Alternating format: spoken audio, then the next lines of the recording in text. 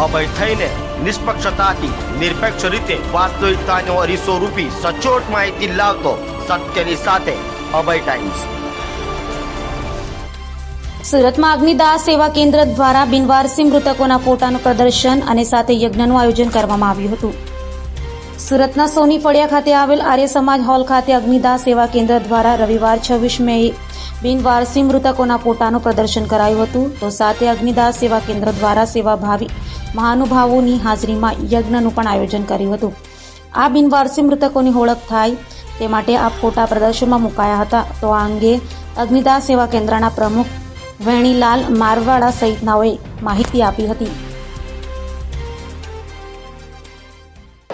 નમસ્કાર દર્શક મિત્રો, મારું નામ વેનીલાલ રસિકલાલ મારવાલા, અગ્નિદાહ સેવા કેન્દ્રના પ્રેસિડેન્ટ। અગ્નિદાહ સેવા કેન્દ્ર દ્વારા સુરત શહેરની અંદર બિનવારસી લાશોનું વિનામૂલ્યે ન્યાય જાતના ભેદભાવ વગર અંતિમ સંસ્કાર કરતી સંસ્થાઓ દ્વારા આજે આખા વર્ષમાં જેટલા પણ બિનવારસી મૃતકોને અગ્નિદાહ કરેલા હોય એ લોકોના ફોટા મૂકીને બ્રાહ્મણો દ્વારા સુરત આર્ય સમાજ મંદિરની અંદર એઓની શાંતિ માટે યજ્ઞનું આયોજન કરવામાં આવ્યું છે।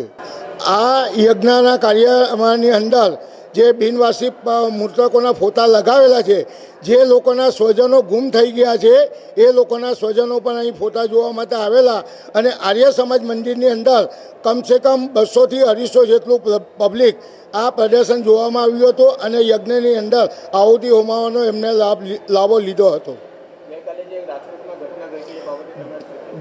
ગઈકાલે જે રાજકોટમાં ઘટના બની એના માટે આ સંસ્થાઓ દ્વારા એ લોકોની આત્માની શાંતિ માટે પણ શ્રદ્ધાંજલિ રાખવામાં આવી હતી।